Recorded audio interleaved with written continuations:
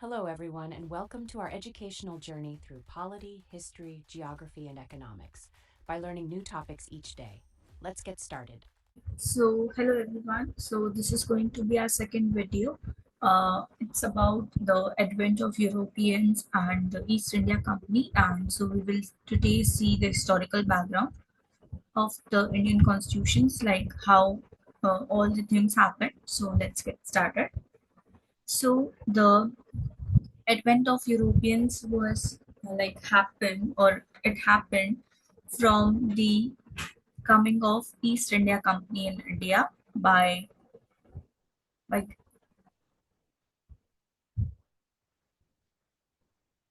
Okay, so the East India Company came in India with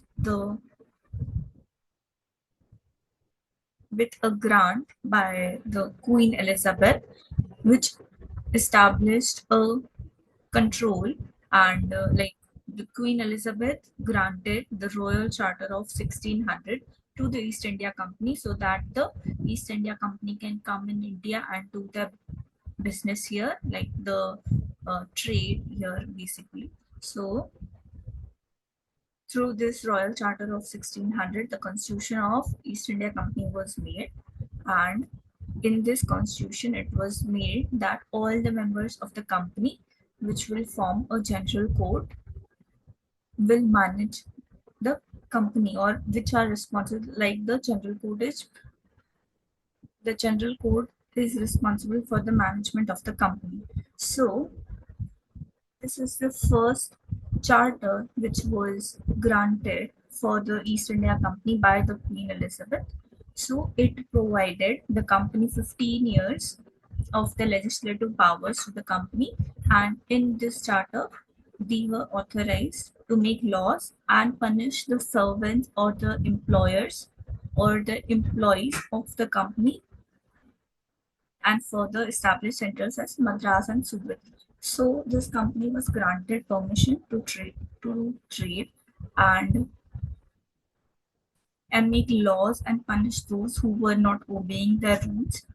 So this was only limited powers. So to give them more powers, a second charter, that is the Charter of 1661, was granted by the Queen Elizabeth, and the East India Company was reconstituted, and the legislative powers were increased, and the commands and powers were increased, and the governor and council was established. Like before, it was not there. So after the Charter of 1661, it was established. Like the governor and council were responsible for like the managing the legislative powers and the settlements and everything there. So next comes the Charter of 1726.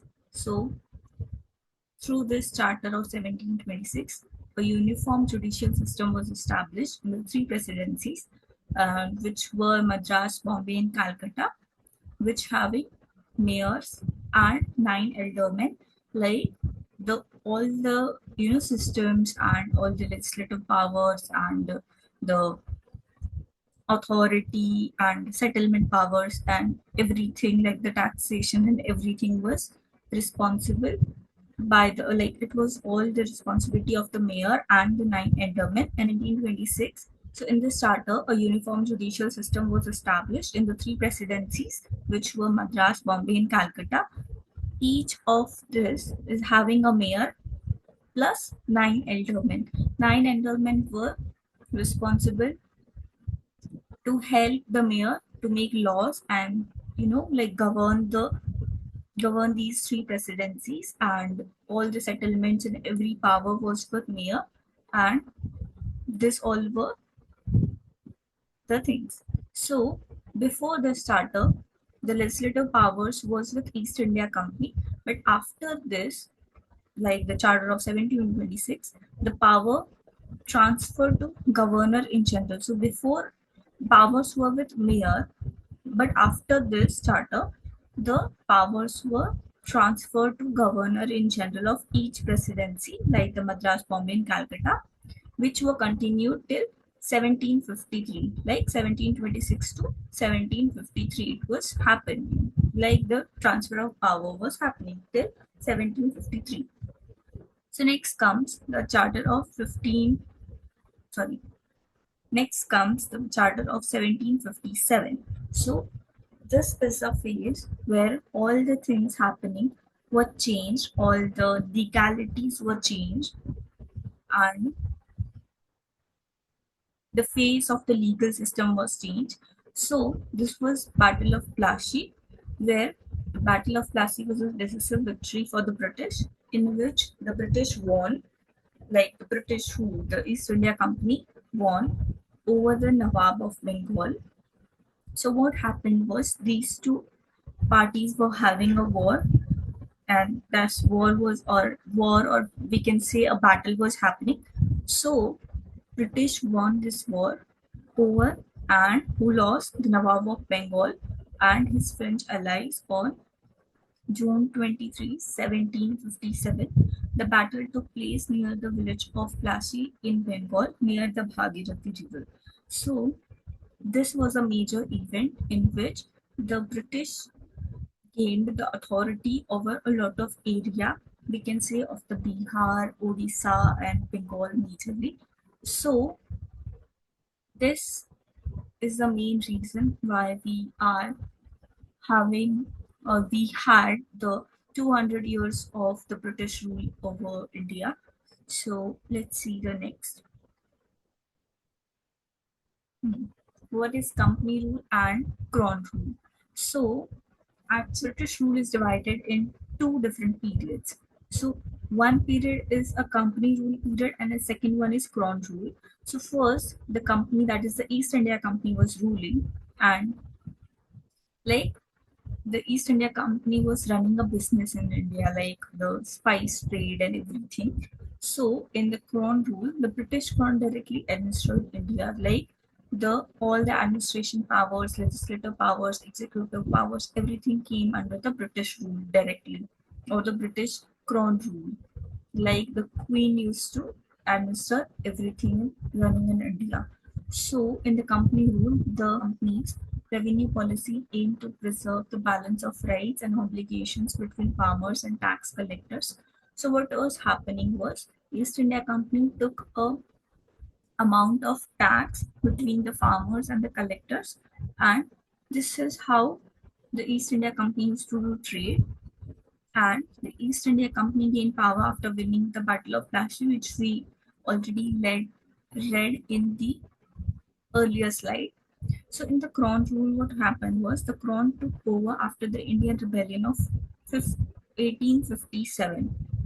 So, what happened was there was a revolt in 1857, which was uh, like the company was not able to handle such a rebellion. So what happened was the British Crown, took over the Indian administration and everything, so that the the company is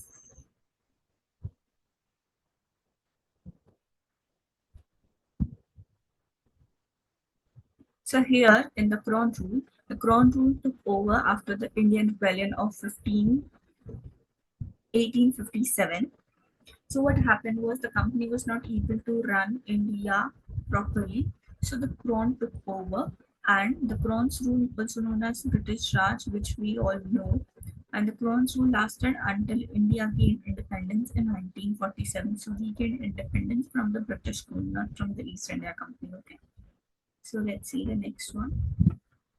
So here in the last slide, we happened to see that the East India Company also had several charters, or like rules and regulations, or the acts were passed, a lot of things. So we will see what first we will see the company's rule, and then we will see what were the acts and rules were passed from the Crown's rule. So let's see the company's rule. Company's rule lasted from 1773 to 1858 after the 1857 rebellion. So, first was Regulating Act of 1773. So, in this act, as the name suggests, it is regulating. That is it is the act of control. So, in this act to regulate or control East India Company. So, this act So this act was made to control the East India Company, and it made the central administration was established here, and the governor of Bengal was made the Governor General of Bengal. So what happened was we were having governors of different like the three major presidencies like the Madras, Bombay, and Calcutta.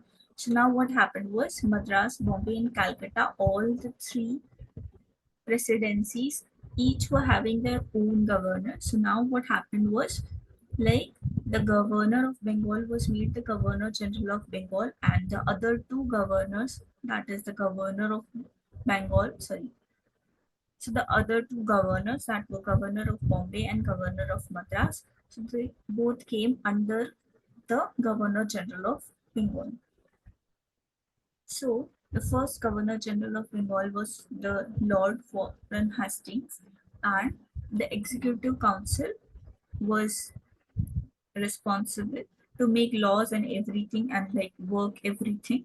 So it was having four members, like the Executive Council, first the Governor General of Bengal, and the other four members. So so it established Supreme Court at Calcutta in 1774. So this was the first act in which established the Supreme Court. Earlier we didn't had a Supreme Court. So now we have a Supreme Court, and it was established in Calcutta. And now the private trade and bribe were, like cancelled. So all the things came under this act, and things like earlier what things were happening was like a lot of bribery or corruption was happening. So after this act, such things were made impossible to happen. So now the court of directors earlier which were there, so now reports to British government on revenue, military and civil affairs. So earlier what used to happen, that the court of directors used to like do whatever they wanted in India, but now through the Regulating Act of 1773, the report they used to report to British government about the revenue, military and civil affairs. Like these were the important things. So here our first part is over. So we will continue in the next part. Thank you.